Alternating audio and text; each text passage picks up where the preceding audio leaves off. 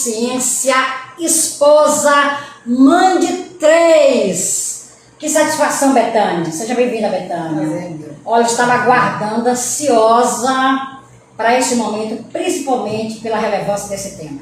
Obrigada. Uma satisfação, seja bem-vinda. Obrigada, o prazer é todo meu, Miriam. Me sinto honrada, estou muito feliz em estar aqui. Para mim é realmente um privilégio, né? Um tema muito necessário, além de relevante, né, para os nossos dias. E estou aqui à sua disposição. Obrigada. Pronto, então vamos lá, Betânia. Betânia, o que é ser mãe atípica? Boa pergunta. O que é ser uma mãe atípica? É enfrentar desafios todos os dias, é se desafiar por amor aos nossos filhos todos os dias, é enfrentar o mundo com todos os seus preconceitos, com todas as suas dificuldades, né? E é desbravar conhecimentos em todo o tempo, em prol de nossos filhos. Isso é ser mãe atípica. É viver um dia após outro, porque a gente não sabe o que nos espera amanhã, ou seja, até hoje mesmo. Porque eles desorganizam, né, em algumas situações. Crises, a gente nunca sabe quando vai ter. Há a possibilidade de prever, Betânia? Hoje eu aprendi a lidar com meus filhos, eu tenho 2, né, neurodivergentes. Eu tenho a Adriele, com 22 anos, ela tem autismo e tem o retardo mental, né?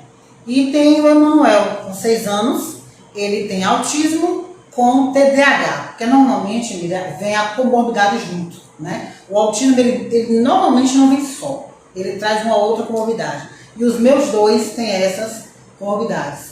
E para mim é desafio todo dia, né? Porque agora eles estão bem, mas daqui a algumas horas pode desorganizar, pode acontecer uma crise e eu tenho que estar pronta. Já pensou, Betânia, como foi receber o diagnóstico? Primeiro, quando foi e como foi receber esse diagnóstico? Vamos lá. A Adriana está com 22 anos. Quando eu percebia diferente, né? Ela reagia diferente, ela crescia de forma diferente. A Adriana começou a andar com 8 anos de idade, né? Até hoje ela não fala claramente, né? E aí eu comecei a buscar o porquê dela não bater as metas esperadas. E aí quando cheguei em uma neuropediatra aqui em Jequié, isso há 15 a 16 anos atrás. A gente nem sabia o que era autismo. Gente, só, a Adriele está com quantos anos? Hoje com 22 anos. É mesmo? Com 22 anos. E então a gente não sabia o que era autismo, né? E aí se classificava de vários nomes, né? Retardado, né? Mongoloide, doente mental. Assim se dava vários codinomes.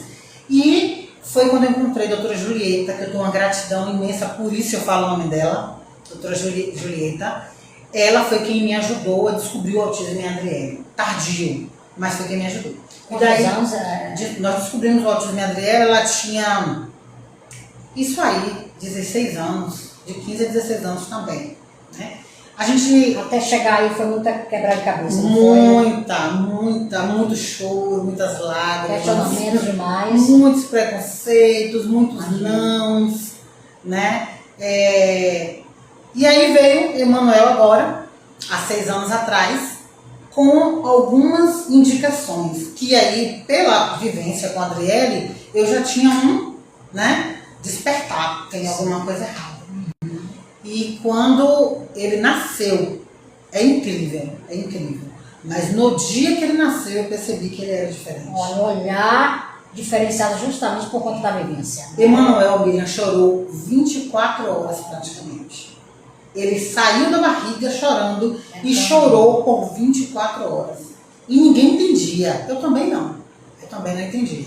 Mas eu achava estranho. Primeiro dia, o segundo dia, e vamos estimular a mama. Terceiro dia, ele não conseguia mamar, inquieto, chorava. E até que ele conseguiu, né, a pega chamada. Quando ele conseguiu a primeira vez mamar, ele mamou olhando para o teto. Ele não me olhava. E aí tem alguma coisa diferente. Na alta com o pediatra, quando ele estava me liberando para casa, eu perguntei ao pediatra, o senhor percebe alguma coisa diferente em Emanuel? Ele falou, não, ele é muito novo, não tem por que perceber nada ainda. Aí eu, e por que, mãe? Eu disse, doutor, ele não mama olhando para mim, ele olha pro teto. Isso é normal. Eu fui para casa como normal. Fomos para casa, os dias foram passando, chegou a 1 ano e 4 meses. E eu percebi, falava com o pai resistente, o pai também não aceitava. Eu dizia, olha, tem alguma coisa errada. Ele ainda não está dando os apontamentos esperados, mas o pai resistindo. Isso é coisa da sua cabeça. Você está vendo uma coisa que não existe. É por causa da história de Adriele. E era por causa da história de Adriele. Porque eu aprendi na vivência, na prática, no dia a dia com a Adriele. Né? Com o Emanuel foi diferente, porque, graças a Deus, em primeiro lugar, e segundo a ciência, né, que tem crescido tanto e que tem nos trazido tantos conhecimentos. E aí nós fomos buscar ajuda, procuramos um neuropediatra. Justo, a Betânia já estava com quanto tempo? 1 ano e 4 meses. Já com 1 ano e 4 meses. E foi quando, na primeira avaliação, a médica olhou e disse, eu acho, mas eu não posso afirmar, porque eu preciso de mais estudos. E aí eu vou lhe encaminhar para outros profissionais, para a gente tentar fechar um diagnóstico ou não. Mas vamos lá. E aí foi onde começou, né, a correria de buscar a ajuda de outros profissionais, né? Psicólogo, TO, fono, psicopedagogo, fisioterapeuta, nutricionista e aí, né, os multiprofissionais. Conseguimos fechar o diagnóstico. Ele tinha 1 ano, 2 anos em média. Faltava pouco para 2 anos. Quando eu levo para ela todos os laudos, né, relatórios, ela disse para mim assim, aí já era a 3ª consulta com a neuropediatra. Aí ela disse que eu sabia que ele era autista. E aí aquela... né? Mesmo assim, né? Você já tinha os indícios, Sim, né? Dessa sim. experiência, mas não deixa de ser impactante, não é? Receber um diagnóstico desse. É porque a verdade, Lília, é que a gente projeta um filho perfeito. A gente sonha com a criança que vai falar com X idade, que vai andar com X idade, que vai... E não, nem sempre é assim, né? Nem sempre é assim. E toda mãe, ela espera que seu filho venha com todos os pré-requisitos esperados perfeito. Mas, quando a médica disse, fechei o diagnóstico para autismo, eu respirei fundo, o pai se emocionou e falou para a médica, eu não aceito, meu filho não é doente. A falta de conhecimento, né? Porque até aí, né, ele não tinha conhecimento. E aí ela corrigiu imediato. Não, seu filho não é doente. Seu filho é neurodivergente. Ele tem uma condição, mas que ele vai ter uma vida como qualquer outra criança. Claro que vai precisar de mais apoio, né, mais dedicação, de terapias. O investimento não é pequeno, mas vai depender de vocês, vai demandar de vocês um pouco mais. Mas ele vai sim crescer como uma criança normal, como, né, dizemos por aí. E aí foi quando eu fui desbravar o mundo, né, por um amor maior. Porque era mais um, e eu não queria que a Emanuel passasse por tudo que a Adriele passou. Né? Então, assim, eu não tinha como voltar atrás no tempo e refazer. Né? Mas agora eu já tinha um pouco mais de conhecimento. E aí o que eu vou fazer? Um diagnóstico está nas minhas mãos. Porque ali agora são 2 caminhos. Qual eu vou escolher? Me prostrar, chorar, né? Viver aquele luto intensamente até quando? Ou vou me aperfeiçoar, vou estudar, vou buscar conhecimento do assunto, vou... Normal, como, né, dizemos por aí. E aí foi quando eu fui desbravar o mundo. Né, por um amor maior, porque era mais um, e eu não queria que a Emanuel passasse por tudo que a Adriele passou. Né? Então, assim, eu não tinha como voltar atrás no tempo e refazer, né? Mas agora eu já tinha um pouco mais de conhecimento. E aí o que eu vou fazer? Um diagnóstico está nas minhas mãos. Porque ali agora são 2 caminhos. Qual eu vou escolher? Me prostrar, chorar, né? Viver aquele luto intensamente até quando? Ou vou me aperfeiçoar, vou estudar, vou buscar conhecimento do assunto, vou me preparar para eu fazer a diferença na vida do meu filho.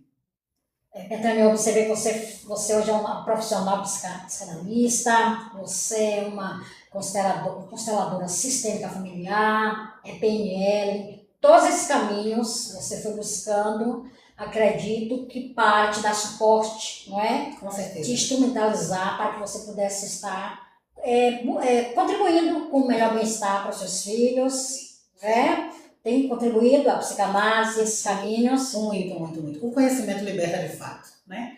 E a verdade é que esse diagnóstico me impulsionou a buscar, né, todos esses conhecimentos. Hoje, tudo que se fala de autismo, eu quero estudar, eu quero aprender. Se tem uma live lá falando sobre autismo, eu vou parar para ver se é relevante, se vale a pena continuar assistindo, porque a gente nunca vai saber tudo. E está sempre agregando novos conhecimentos.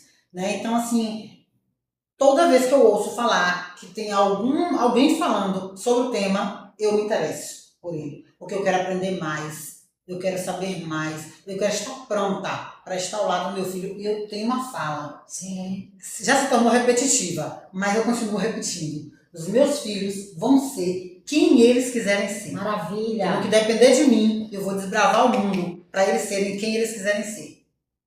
Ok, maravilha, não é, Betânia?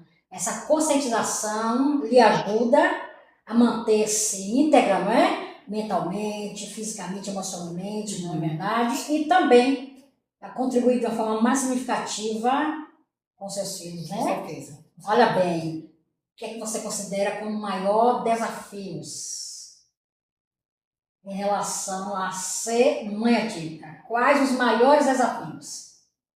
Não são poucos, não é? Não são poucos, não são poucos. Mas talvez eu valha surpreender. sim. Por quê? Porque, assim, romantizam muito o autismo, né? A mídia, ela trata o autismo de maneira muito simples, muito leve. E na vivência diária não é isso. O autismo não é tão lindinho, tão bonitinho como a mídia tenta passar. Quem sabe o que é autismo é quem vive o autismo. Né? Então, qual a resposta da sua pergunta? A sociedade é o mais difícil de enfrentar. O apoio social. É isso. As barreiras sociais. As barreiras sociais, os olhares. É sofrido para uma mãe chegar em um ambiente e ver que seu filho está sendo olhado de lado. Que seu filho não entra em qualquer roda. E ainda que entre, quando é percebido, as crianças começam a se afastar, as mães começam a tirar seus filhos de perto, como se eles tivessem uma doença contagiosa e que os filhos delas não podem estar perto. Isso maltrata uma mãe atípica. Né? Outra coisa são a falta de políticas públicas para abraçar essas famílias. Miriam, se você observar, se fala muito na criança autista, mas e o adulto autista? Não se fala de adulto autista. Eu estou com uma adulta autista em casa. E eu preciso ter estratégia, criar, né, momentos com ela, momentos para ela, para que ela se sinta pertencente da família e de tantos outros ambientes. Porque as pessoas não enxergam o autista adulto. Uma outra coisa é a família do autista. As pessoas não entendem que nós precisamos de apoio. Né? Algumas pessoas têm rede de apoio, não é o meu caso. Lá em casa somos nós, eu, meu esposo e meu filho mais velho, desde sempre, nós três. Né? Então, assim, há momentos em que eu quero só tomar um banho e ficar tranquila embaixo do chuveiro. Às vezes não dá, porque eu preciso ser rápida para voltar para dar suporte para eles. Né? Então, assim, qual a maior dificuldade, Betânia? A sociedade. A falta de políticas públicas que vêm abranger nós, famílias atípicas. Essa sobrecarga, ela é constante, não é, Betânia? E por conta também de uma cobrança externa, não é? Uhum. Você tem que ser forte. Sim. Ser forte com sem o apoio necessário, não é? Uhum. Eu estava vendo uma reportagem de uma mãe atípica que ela hoje está internada debaixo da medicação psiquiátrica com borderline. ou a síndrome de burnout, Sim. por conta dessa sobrecarga. É fácil para quem está de fora cobrar de uma mãe, você tem que ser forte.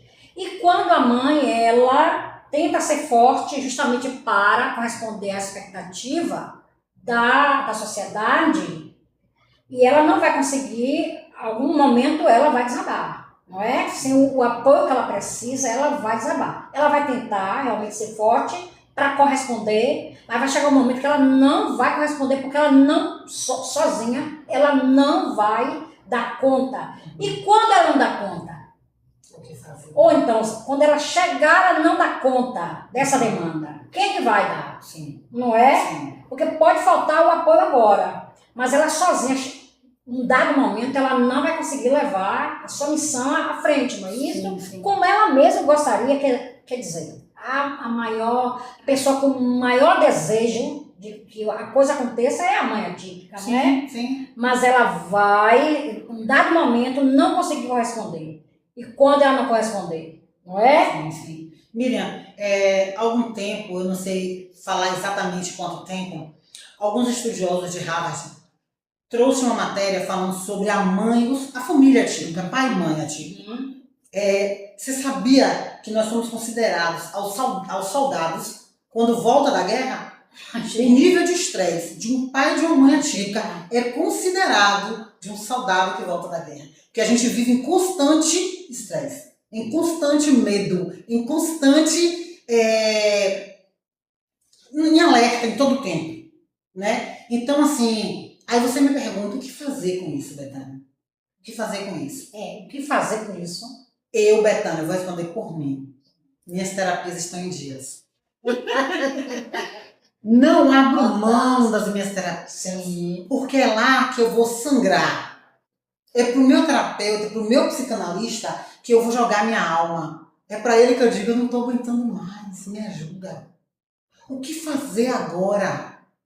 Porque há momentos que a gente, né? Sim. E aí é ali que eu vou buscar a energia necessária. E aí eu volto e chego em casa fortalecida para passar para os meus também, né? Essa força, né? E outra coisa, Miriam, importante é pensar que eu preciso. Você sabia que nós somos considerados, aos soldados, quando volta da guerra, o nível de estresse de um pai e de uma mãe atípica é considerado de um soldado que volta da guerra. Porque a gente vive em constante estresse, em constante medo, em constante em alerta em todo o tempo, né? Então, assim, aí você me pergunta o que fazer com isso, Betânia? O que fazer com isso? O que fazer com isso? Eu, Betânia, vou responder por mim. Minhas terapias estão em dias. Não abro mão das minhas terapias. Sim. Porque é lá que eu vou sangrar. É pro meu terapeuta, pro meu psicanalista que eu vou jogar minha alma. É para ele que eu digo, eu não tô aguentando mais, me ajuda. O que fazer agora? Porque há momentos que a gente, né? Sim. E aí é ali que eu vou buscar a energia necessária. E aí eu volto e chego em casa fortalecida para passar para os meus também, né? Essa força, né? E outra coisa, Miriam, importante é pensar que eu preciso preparar meus filhos para o amanhã, porque eu quero ter a dignidade de morrer. Eu quero morrer com dignidade, saber que meus filhos estão prontos para enfrentar a vida, para enfrentar o mundo, para enfrentar essa sociedade preconceituosa. Então, por isso que eu luto todos os dias para a melhoria deles, para eles terem dignidade, né? Hoje, talvez seja besteira para uma outra criança de 6 anos, seja algo normal, mas para um autista não é. Meu filho escova os dentes sozinho. Você não tem noção da grandeza que é isso. Quando foi a primeira vez, principalmente? Há um ano atrás. Ele começou com 5 anos, com o apoio, né, da TEO, porque ele tinha muita dificuldade. Uma outra coisa, ele aprendeu a abotoar a camisa. Gente, para uma mãe, né, com um filho de 6 anos que não é neurodivergente, é uma besteira. Mas pra gente isso é um ganho gigante. Você não tem noção da primeira vez. Ele passou, Miriam, 5 anos comendo ovo cozido. Todos os dias de manhã ele comia só ovo cozido. No dia que ele comeu um pedaço de aipim, eu e o pai, nós choramos na mesa. Nós choramos de alegria, porque um alimento a mais que entrou no cardápio dele. Para uma família que não vive isso, é besteira. Mas para nós é um ganho gigante. Entende? Meu filho hoje, o de 6 anos, ele é nível de suporte 1. Mas quando descobrimos, ele é nível de suporte 2. A sua filha, qual o suporte? Nível de suporte 1. Ela é nível de suporte 1. E é diferente. O autismo na menina é de uma forma, o autismo no menino é de outra forma. Né? Na menina, normalmente é muito sutil. A menina, ela fica mais calada, né? Ela fica mais reclusa, mas ela não tem aquela agressividade, né? Mutilações. A menina, ela fica mais, algumas vezes passa despercebido. O menino, normalmente, não é regra, né? Porque nada é regra. Normalmente, o menino, ele vem com o meu caso do meu, com TDAH. Ele veio com marcha equina, ele veio com seletividade alimentar, ele veio com uma agressividade extrema, ele se automutilava. Ele arranhava o rosto, o pescoço, o corpo, que a pele ficava nas unhas, né? Porque ele não dá conta do que está em volta. Sim. E aí ele, para tentar falar de alguma forma que está incomodando, que não está confortável, ele vai reagir de alguma forma. Então, assim, ele tinha tudo do autismo.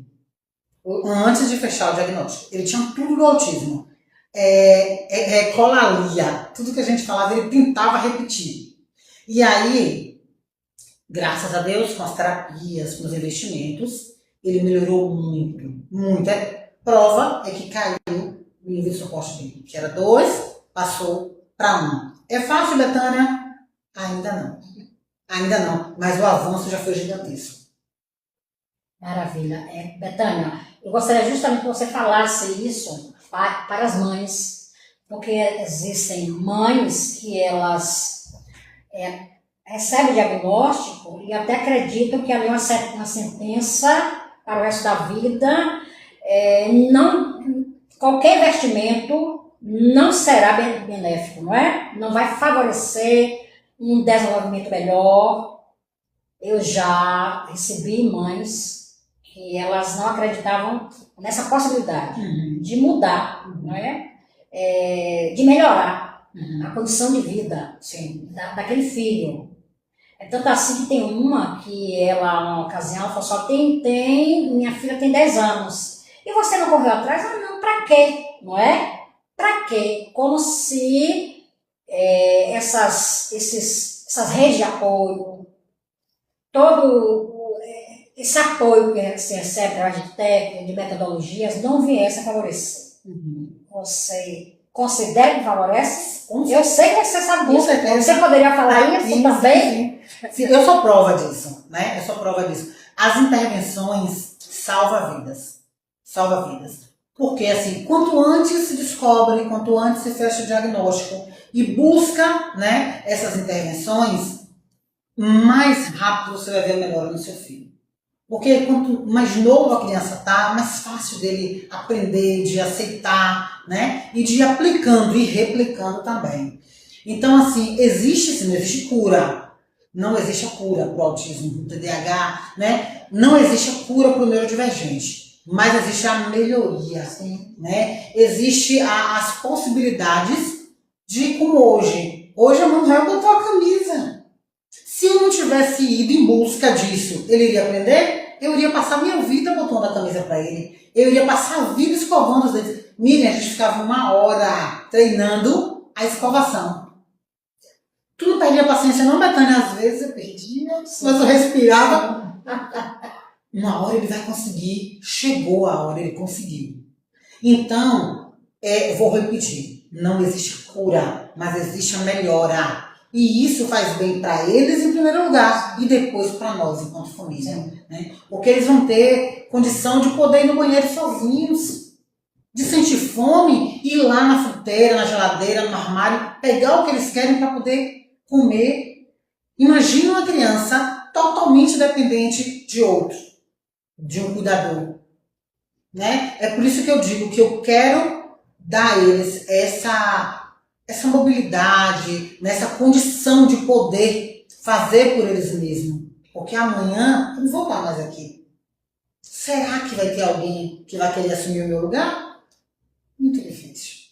Então, a gente, enquanto pais, né, e mães de crianças atípicas, a gente precisa entender que é nós que temos que desbravar o mundo, nós que temos que ir em busca dessa melhoria para eles, para que eles venham ter condição de amanhã ou depois, né, desenvolver a ponto de ser quem eles quiserem ser. Um bom exemplo é o Messi, o jogador autista, em nível de suporte 3, e é o gênio que o cara é.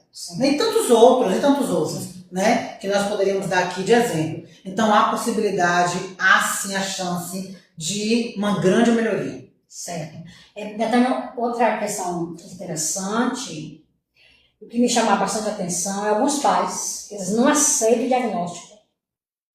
Os filhos já estão até na adolescência, como eu conheço alguns pais, eles não aceitam o diagnóstico, ou seja, quando a gente sugere o encaminhamento, eles não aceitam. Minha filha, meu filho tem autismo, não é? Você já presenciou, tem experiência, pessoas assim, até que você conhece, você tem um olhar muito mais apurado em relação à sua vivência, então você consegue observar, não é? Sim. Ao seu entorno.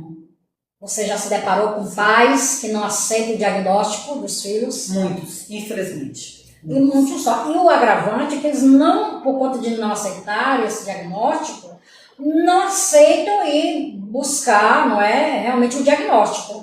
Eles ficam, não, minha filha não tem nada. Veio alguma coisa, está fora do padrão. Sim. Mas não buscam o verdadeiro diagnóstico, não é? Sim. Miriam, é triste de falar, mas é uma realidade.